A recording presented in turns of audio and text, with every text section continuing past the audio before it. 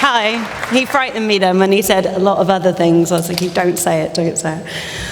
Hi, I'm Emma Burstow, or Emma Burstow, depending on how you want to spell it. And this is my talk about learning to learn. So today we're going to all become better learners. But we can't become better learners until I make you just a little bit uncomfortable and ask you to do something for me or for yourselves. So one of the tricks we picked up in teaching is if you get put in a supply lesson and you don't know what you're going to teach and you're waiting for resources, is the grasshopper's task. Grasshoppers is on the board. I'm going to give you 1 minute to make as many unique words as you can from just these letters. And yes, you can only use them once. Go. Got 10 seconds to go. I'm going to give you some more information just at the last minute. Yeah. 3, 2, and 1. I'm not going to test you on this, but if there's anybody that wants to do a show of hands to say that they got more than 5 words, amazing. 10, and you can lie because I told you I'm not going to test you. Who got more than 20? Okay, it's hard to remember a bunch. Would it helped if you had a pen, wouldn't it? Yeah, at least I gave you the timings, and we're going to come back to this task, so I want you to hold this in your mind. I don't just make you do useless things for no reason.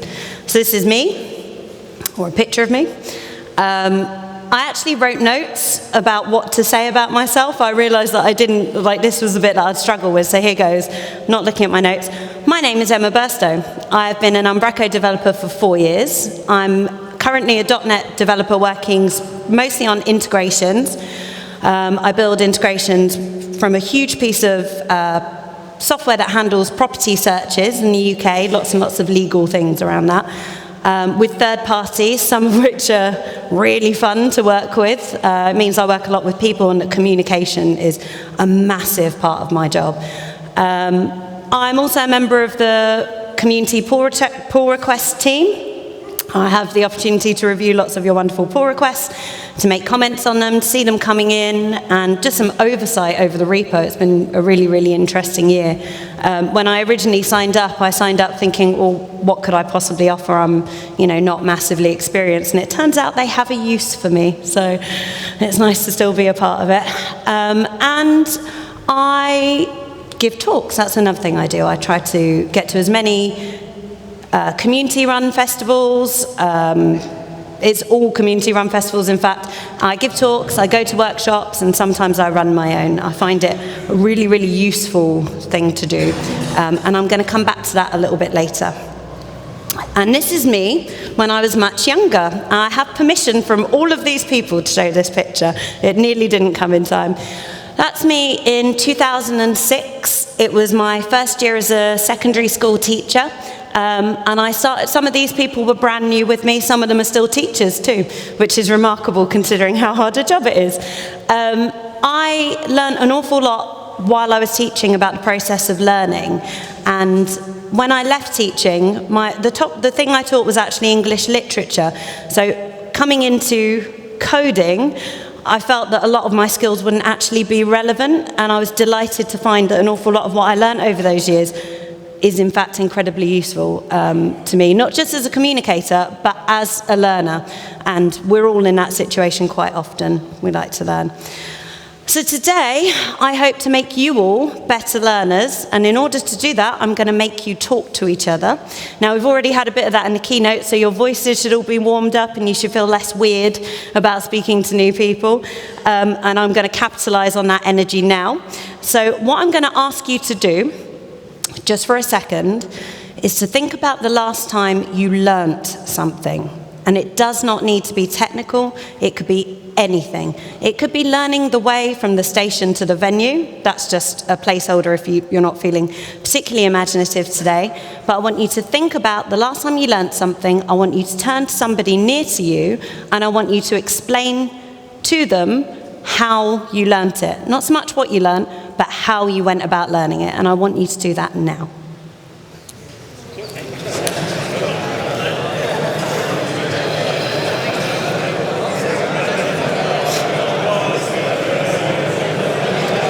Okay, 3,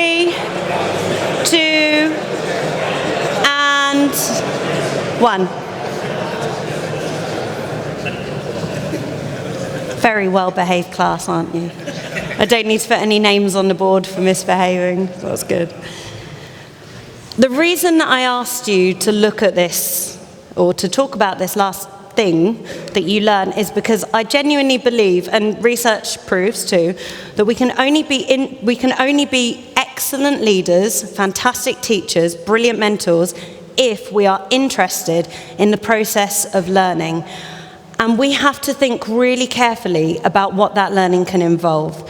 Now, when I first started coming to these events, I was very green, I was very, very new, and I used to start every conversation with the disclaimer, I'm really new, I'm still learning, don't ask me, I'm still learning. And almost everybody would respond and say, oh, I'm learning too. And it struck me after a few years that it's actually really worrying when you meet a developer that says they know everything. Because 9 times out of 10, that's not true. It's an industry in which we have to be fascinated by the process of learning, because we are always going to find ourselves in that situation of being a learner. So I believe, well, in fact, I know that we can't understand something unless we unpick it. Now, I'm going to tell you about what it was like to be schooled in the UK in the 80s and the 90s. I was a very anxious student. I wanted to do well, but I found the idea of taking risks quite scary. I got a lot of praise for being smart, and I was happy to be seen as smart and terrified that people would think perhaps I wasn't. And I was very good, I was very well behaved. But one of the things that struck me when I was in that situation of being a learner is quite often I would get B's, sometimes A's. I have never seen an A star I saw 1 A star in my life, and it wasn't for coursework. And I always wanted to know what it was I needed to do to get those A stars, or in some cases, the A's. And my teachers would often give me feedback. They'd say, you're not applying yourself. And I'd think, okay, well, I can apply myself harder.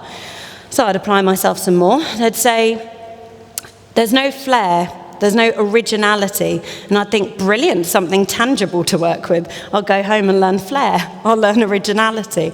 And these are not things you can just, as a 14-year-old or 15-year-old, like, brilliant, I have flair now, I've mastered flair, here come the A stars. And when I became a teacher, I was delighted to discover they had managed to circumnavigate this whole problem. In 1999, a study by William and Black looked at the way in which successful learners were different to less successful learners. And one of the things that they pinpointed is that a successful learner knows how to get to the destination. They just have a roadmap from where they are to where they need to be. And they set about putting together a program called Assessment for Learning. And what Assessment for Learning did was it made you as learners empowered to see what you needed to do next. And it was actually pretty simple. The aim was to create self-regulated learners who could leave school and be confident to continue learning throughout their lives. Now, these are skills that we really need in this community, or in this industry, or in fact in life in general. We didn't want children or students at this point to come into school, to pass all their exams, to go into the world and say, well, you know, where's my teacher? Who's going to look after me? We wanted to empower people so that they could become their own mentors, so that they could guide their own learning. And Assessment for Learning was super, super good at doing that. And as teachers, it was a whole new system for us to learn. Many of us were educated in the same decade as I was, where it was, you're good, you're not good, work harder. And so many of us were absolutely delighted to get into this new way of thinking. And one of the ways that we practiced that in my first school, so this was very specific to just my first school, is we translated the ideas behind Assessment for Learning into the 4 R's. And here comes another task for you. You're going to guess what these 4 R's are, but you're going to guess with the help of a GIF. And if you've seen me do this before, you are not allowed to guess. Number 1, any takers? Begins with an R. Yeah, reflectiveness, 10 points. Number 2. Yes, who said that? Nice, well done, Andy. You're not going to get this. This is because they had 3 R's and they were like, we need another R. Let's search the dictionary. This is reciprocity. That's a mouthful. And this one. Any ideas? Resilience. The resilience. And I'm going to take you, I can't take you back. Oh, there we go. So with reflectiveness, it's looking at your own learning and it's asking yourself, what did I do well? What can I do better? It's quite difficult sometimes, and I still fall into this trap, to actually ask yourself the question, what did I do right? It's quite a few of us will be like, what did I do wrong? And I'm trash. But it's actually somewhat harder to say, well, what actually have I done right here? When something doesn't build, when everything's gone wrong, what did I do right is really important. Resourcefulness is about the tools that we use. Where do we go? How do we seek the help that we need? Right? And 9 times out of 10, that shouldn't be asking a person. We should have our own set of tools before we even get to that point. Reciprocity is all about how we work with teams, because the person sitting next to you may have the experience that you need to continue to be successful in your job. And if we're not, and you also can help others, it's really key, and I found myself really reluctant to do this as a new person, is to share your working, to show what you're doing. I was very kind of proprietary around what I did, because of course I thought it was terrible, so I didn't want anyone to see it. But it's the act of actually opening that up and showing people. Sometimes they learn from you. Who would have thunk it? And resilience, how do we handle setbacks? What do we do when things go wrong? What kind of stories do we tell ourselves? Are we saying, I'm getting there, or are we saying, I'm never going to get there, which is a whole other thing. And the way that we did this in school, for just one example, and I love talking about this because it was a great day. I hope that this translates. But we took an entire class set of year 8s, and we took them out into the outdoors, into the open air. So that was thing number 1. That made them really uncomfortable. Then we mixed them up and we chose what groups they were in, so they couldn't be with their friends. So that was thing number 2. When you're 13, it's very important that you are with your friends at all times, especially before you are in a situation where you're going to take risks. And at one side of the playing field, we gave them a bucket of water and a bag of junk. And then at the other side of the playing field, there was a bucket, an empty bucket. And we asked them to set about, in their teams, building a contraption that would go all the way from one side of the field to the other. Most of this is cardboard too. It was a really mean task. And get the water into the other bucket. And we said, you've got all day, good luck. And we walked away. We didn't walk away, that would have been dangerous. We stepped back and we watched them work. And we watched the way that these teams interacted. And it was a fascinating experience, because what we discovered is that some teams had this kind of energy that just worked. And they made progress or they didn't make progress, but they seemed to be having a good time. And then other teams, you'd have people sitting on the sides like, he's not listening to me, I'm not doing it. And you watched the day just look so hard for them. Like it was a painful experience for those teams. And what we did in the middle of this day is we took them into the library, into the warm, where they could warm up, because we're not that mean, and we had them answer questions all relating to the 4 R's. And we sat them down, and we used a sliding scale, so it wasn't a matter of yes or no, or pass or fail. It was a matter of how successfully, on this lovely scale that doesn't have numbers, do you think we've worked as a team? How successfully do you think we've communicated? And a few of the students were like, Miss, this is blatantly linked to the 4 R's, right? I was like, yeah, of course it's linked to the 4 R's. We're not just doing this because we want an efficient way of transporting water. This is about your learning. And they sat down and, the teams that weren't working well, they knew they weren't working well. They didn't give themselves a hard time over it, but they went back out with an idea of what wasn't working for that team. And then the teams that were working well felt really good about where they were at, even if they hadn't built anything significantly more longer than any of the other teams. They felt good about the ways they were working. And what we found out might be surprising. Once we asked the students to think about the way that they worked as learners and as participants, they all did so much better. Nobody completed the task, absolutely everybody. If we looked at it in a pass and fail way, everybody failed. But most of the students had a fantastic time, and they built something that they could be proud of. And at the end of the day, when they were feeding back, they were giving us these tours, they were telling us about the things that didn't work, all the iterations that got canned, and all the ones that have ended up being right before us. And they went away having thought about that process of learning. Now, we saw this on a small scale. That's why we have water.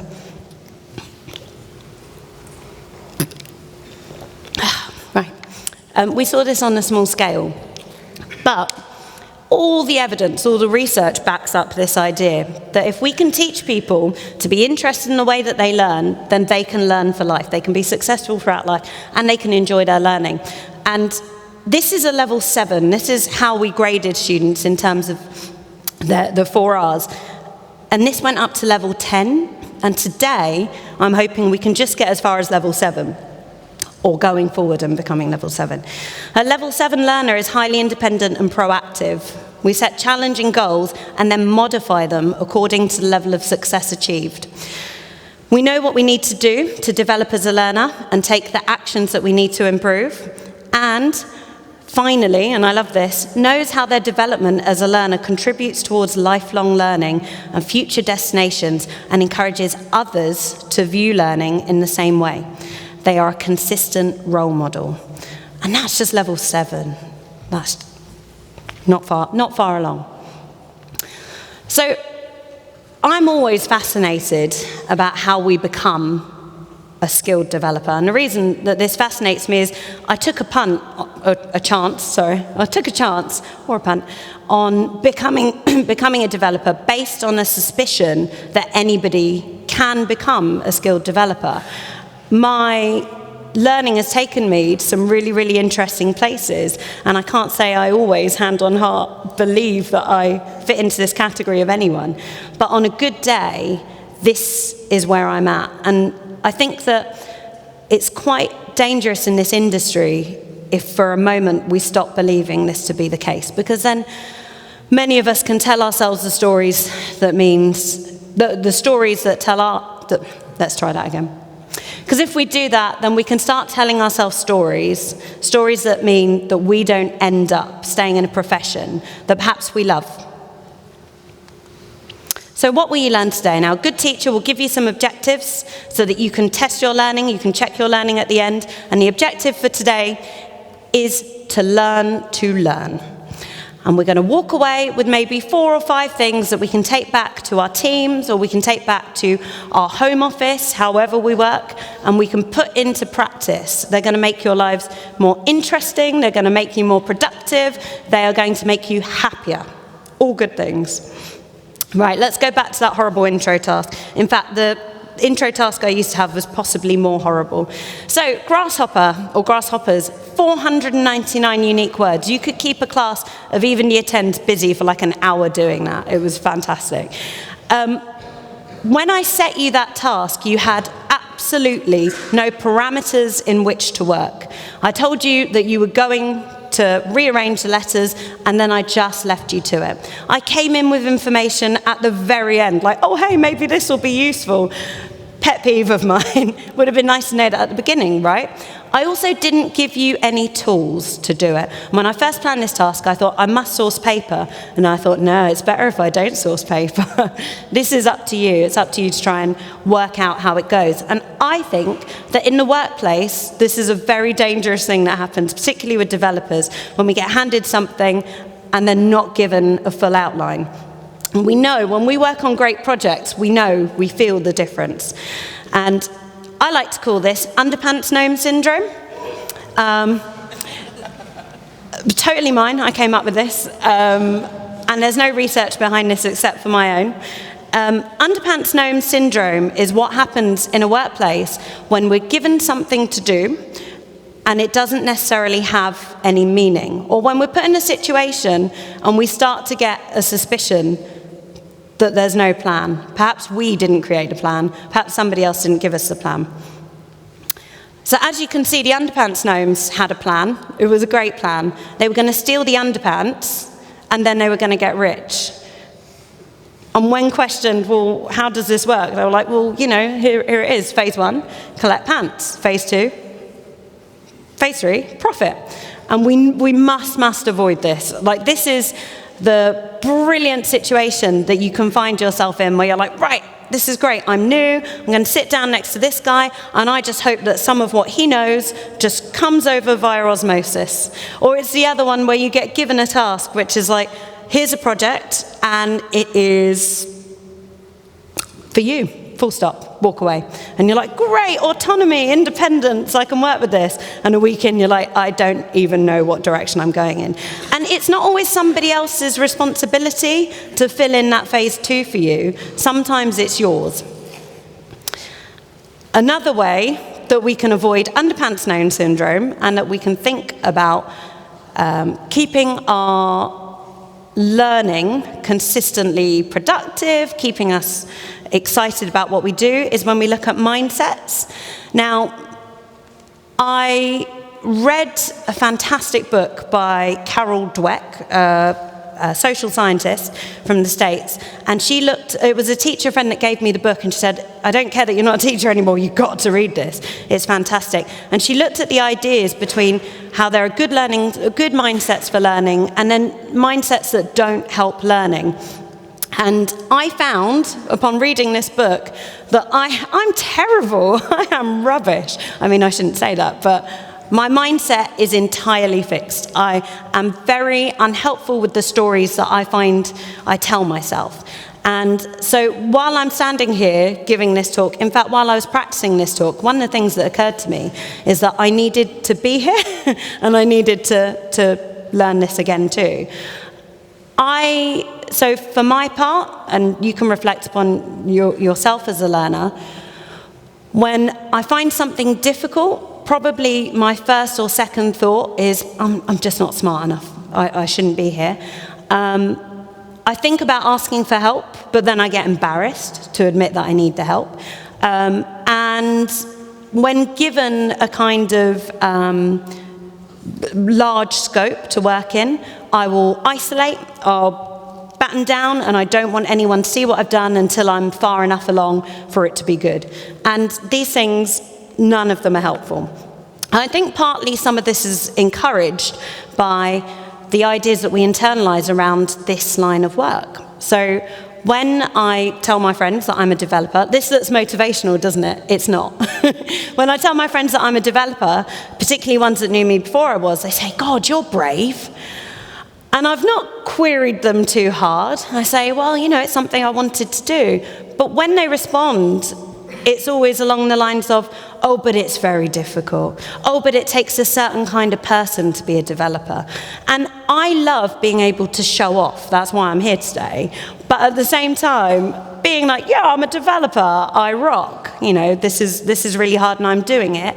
It's not a very helpful way of expressing my ideas around the job. And it's certainly not a helpful way for us to think if we want to include new people into the profession. But now let's just forget new people and even think of the brilliant people doing brilliant things, or the very, very skilled people doing brilliant things. Even the stories we tell them put them in a position where they're less likely to take risks if we start saying, well, you're just very good. And also, we like to take credit for our work, and sometimes saying, well, you're just brilliant, you're a genius, it takes away from that. I'll go into that more a bit later. And one of the things that delighted me too was The Power of Yet, again, Carol Dweck. And this, I only discovered this last week, so it's a last-minute addition. But they looked at schools in a district of Chicago that were failing by the national ranking system or the state ranking system. And for a year, they decided they were going to mark students, instead of pass and fail, they were going to use yet and not yet. And they saw a marked improvement, and there's some data behind it that I can send out to you later. Marked improvement in achievement and attainment and enjoyment, which is key, because the difference between seeing not yet and seeing fail is huge. And it's huge for anyone, wherever you are in your career. And that's what brings me to this. You need to mind your language. I don't mean that we can't fucking swear, because we can if we want to, but it's the way that we talk about each other, and it's the way that we talk about ourselves that's really, really key. So we need to think about what we measure, and for a moment, I'm going to make you talk to each other again, in case your concentration is waning. And I want you to think of somebody who you really respect in this line of work, and then I want you to tell the person next to you some of the words that you would use to describe them, or in fact, make this even easier, describe them to the person next to you. 30 seconds, go.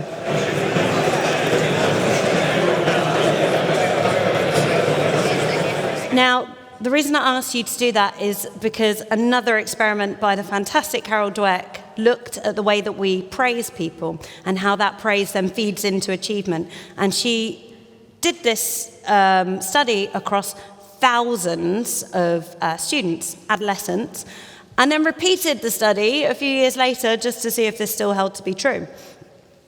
And the results were overwhelming. Now, what she did was she took students in groups of 10 to sit a very difficult IQ test, one that they were designed to maybe do okay on, but not too well. And in their groups of 10, when they got their results, the person running the experiment would then praise how they did. Now, the students that were praised, half the students were praised on their attainment. You people are so smart. I am so impressed. You must be so clever. I am in awe, etc., etc. Geniuses, the lot of you. And then the other group got praised on their effort.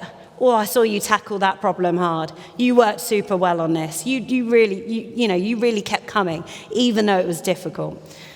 And then at the end, they offered both groups the opportunity to do another test. And the group praised on their effort.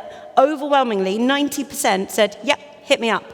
They said it's a harder test. They were like, yep, happy to do it, let's do it. And the group that were praised on their attainment, overwhelmingly, 74% said, no thanks, no, I'd rather not, no. And that's the incredible thing, that when we look at praising people for their effort rather than their ability, we start building resilience. People were in a situation where they were like, well, that was hard, but I'm going to have another go. They made everyone set a second test anyway. They said they didn't want to do it, but they did it. And the group that were praised on effort, their attainment was higher overall than the group praised on ability.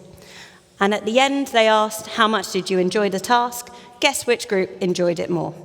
The group praised on effort. And we can harness this. This is like a lovely little life hack. We just need to start talking to each other in a different fashion. We just need to say, rather than, you're a genius, how about, thank you for your hard work on this? Like, you really threw yourself into this. And this doesn't mollycoddle people. It's not a matter of trying to avoid upsetting people. This actually builds resilience. We have hardy and resilient learners when we praise for effort. And the data is all there. So when we're afraid to take risks because we've been assigned a label, when we're afraid to take risks because we've been told that we are incredibly clever, where does innovation go? We stop innovating. We stick to what we know and we stick to what we can do. And the data says so. And actually, experience probably will tell us that. I spoke to somebody who is a fantastic speaker, and he did a wonderful talk. And I said, how can I follow that? Like, that's going to be really awkward. And he said, how do I follow that? Everyone really liked it. They thought it was really good. And that's where we find ourselves. When we do something brilliantly and people tell us, you've just got this nailed, then we feel weird when we go to do it next time, because we don't like the idea of losing our positive label. And so the two mindsets are here. What we want to aim for is to be more of the growth mindset than the fixed mindset. And it's a very, very difficult thing to pull off. And we find ourselves, or I find myself certainly, slipping from one to the other constantly. In a growth mindset, we think that we can learn to do anything we want. We like feedback because we know it's constructive. It's not personal. In a fixed mindset, criticism and feedback is personal. A fixed mindset thinks that our potential is predetermined. Well, we need to hope it's not, because how do we progress if our potential is predetermined? But a growth mindset would see failure as an opportunity to grow. And in the growth mindset, our efforts and attitude determine our ability rather than our failures, where the failure is the limit of our abilities. So each day we need to push ourselves back from the fixed mindset into the growth mindset. And it's difficult for a lot of us because many of us have grown up with a lot of this programming, an awful lot of fixed mindset talk, certainly in schools, maybe the younger ones among us less so, but we need to, in a line of work where we need to innovate, where we need to be creative and we must take risks, we have to aim to be growth mindset. So, communities matter. I shouldn't have to tell you all, because you all are at Codegarden, so you obviously know the value of communities, or you're here for the food, which is excellent. I was thinking about perfume adverts, because they're terrible. And what had me thinking about perfume adverts was a book that I read by Annie Grace called This Naked Mind. And she worked in advertising for many, many years before she was a writer. And she said, have you ever wondered why perfume adverts are so awful? They're awful because they work. And the reason they work is because regardless of how ridiculous we consciously think the image that they're trying to sell us is, there's a system of thought beneath our conscious system of thought that internalizes these ideas of glamour. Unbelievable. I've been wondering why the advertising agency hasn't caught up, like why they're still putting this trash out. It's because it works.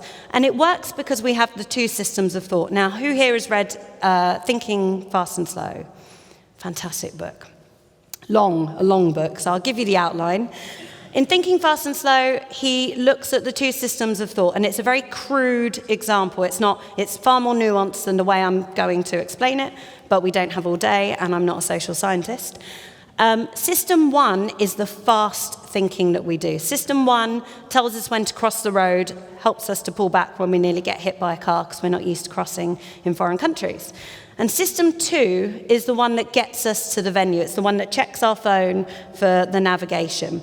And as people, we are liable to think that system two does most of our thinking because we engage with it. It's the talking system. But system one, the reacting system, is hard at work underneath. And an awful lot of what we think, what we do, even the choices that we think we make, their root is in system one.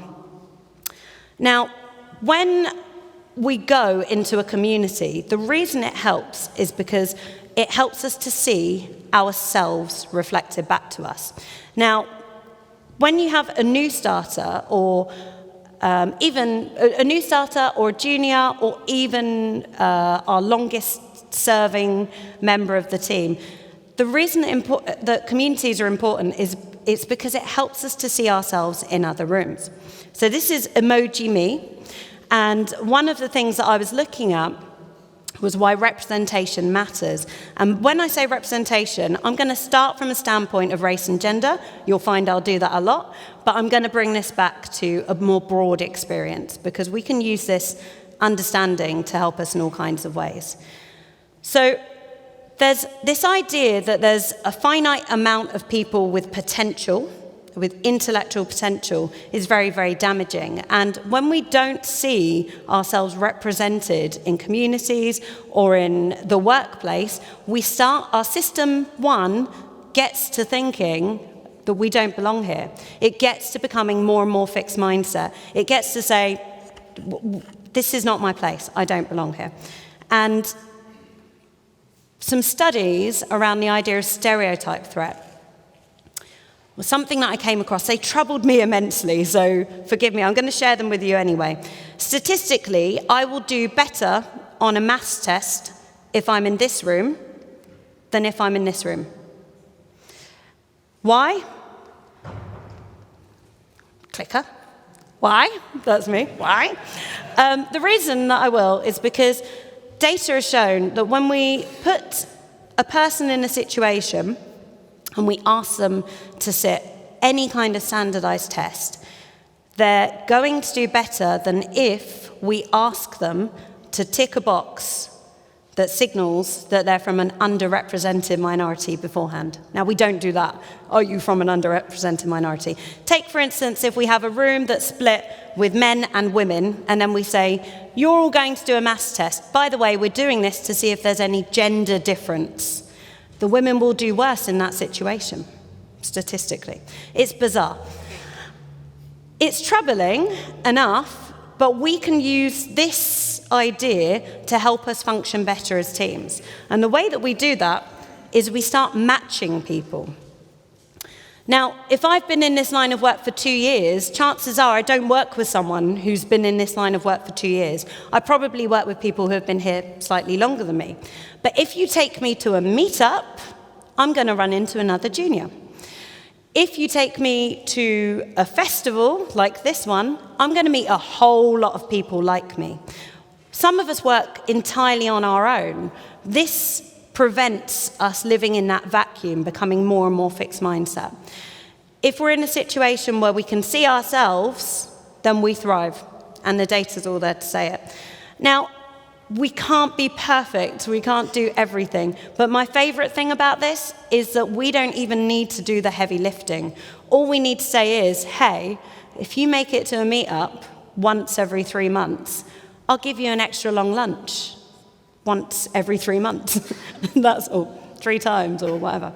And that's key, because I think a lot of employers, particularly ones that are here, really understand the value. I've been really fortunate. I've worked entirely in places where they really see the value of community. But I hope everybody now knows that the value isn't just in keeping us happy. It's not just in retention. It actually helps us to fulfill our potential. Goals. Everyone loves talking about goal setting. And I think that it's become a kind of catchword for like motivational talks. So I'm not going to tell you that goals need to be smart. I can't remember, this is measurable, something or other. I'm going to tell you why we need goals. So I started thinking about the idea of goals when I was watching my son play Xbox. He plays a lot of Xbox, and like me, he's actually got a really short attention span. So when I noticed he was picking up games that had taken me quite a while to learn, Halo, I know he's a bit young, we won't worry about that, and he was concentrating and he was going back for more each time, it got me thinking, what is it that video games do that me trying to teach him to cook macaroni cheese doesn't? And I found this article from Psychology Today, and it was actually about the science behind addiction, which I find lots of things fascinating, and this is one of them. So this chemical on the board is, does anybody know? Dopamine. Well, we love dopamine. Dopamine is what makes us feel good. We chase dopamine even if we think that we don't.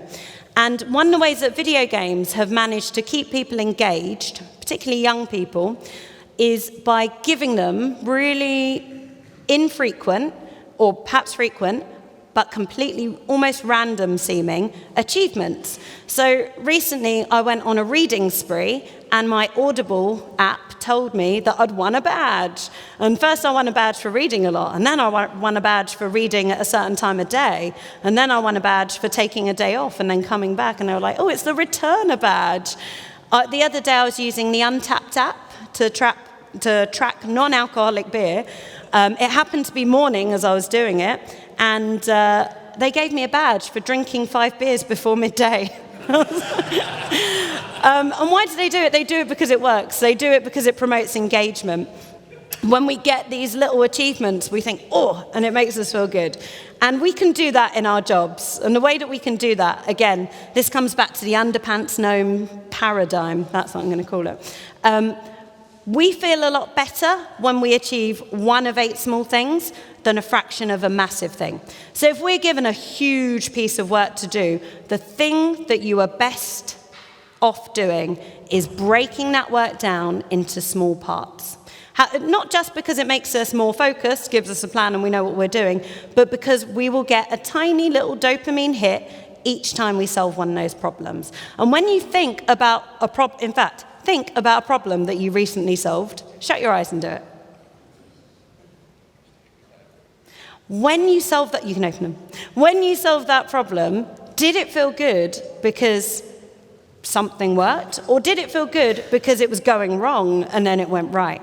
We need, in order to get the dopamine hit, what we need first is to be out of our depth.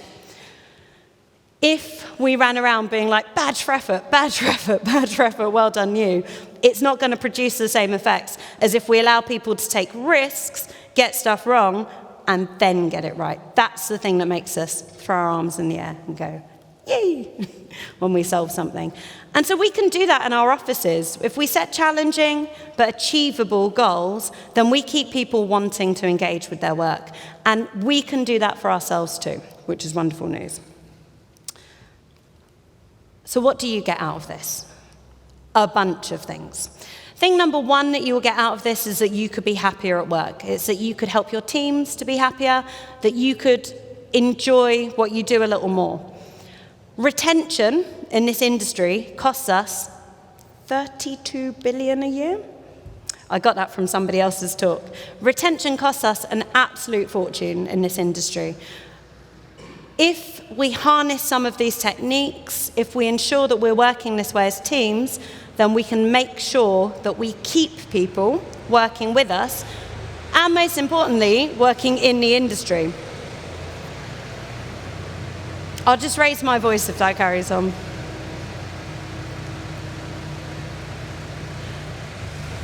I'm going to do it. Finally,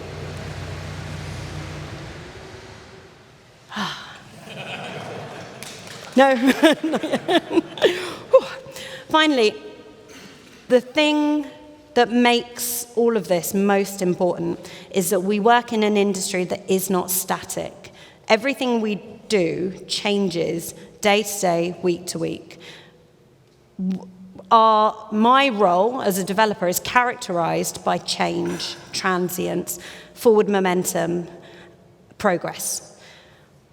If we want innovation, if we want brilliant products, and if we want to keep moving forward, then we have to think about the way we learn. And we have to empower our teams to be better learners. This wouldn't be a teacher presenting to a room full of people if I didn't make you think about what we've learned today. And because educational thinkers like to make things a bit jazzy and up to date, they came up with www.ebi, forgetting that nobody says www anymore. And that stands for what went well and even better if. Now, before I end and go to, I'm not going to do questions, so not that. I want you to take 2 minutes to talk to the person next to you, and I want you to reflect on your own practice as a learner and think about something that you already do brilliantly. And then I want you to think about one thing that you are going to do when you go back to work. Your time starts now, 2 minutes. Oh, and I'm going to ask you to put your hand up for this one. 5, 4, 3, 2, and 1.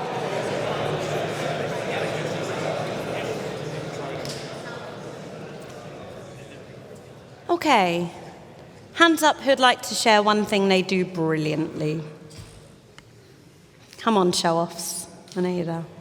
Carl. Hello. Not be afraid of taking on work that I don't know the answer to all the way to the end. Nice, I'm going to repeat that. Carl said he's not afraid of taking on work that he doesn't know the answer to or how it's going to go. And that's fantastic. Also, it means your job's really interesting day to day, right? Scary. Also scary. Definitely scary. And who wants to share something they want to implement when they get back? No. Brilliant. Oh, go on. Yeah. One thing I can do better is when I give feedback to people that are quite introvert, I tend to say, hey, you're good, you're a genius. And I have to reverse that and say, that thing you did there, that's good, great effort. That's something I learned from you. Amazing. Good. That's all I need to know. Thank you. Okay, so I will take questions, but I won't take questions here because it's a weird way to do it, for me anyway. But come and find me if you have anything that you want to ask, or if you want to tell me I'm dead wrong on anything, that's also cool too. I'll fight you. And thank you so much for being excellent listeners, fabulous learners, and communicating with each other. I know it's awkward at a conference, so high five, you rock.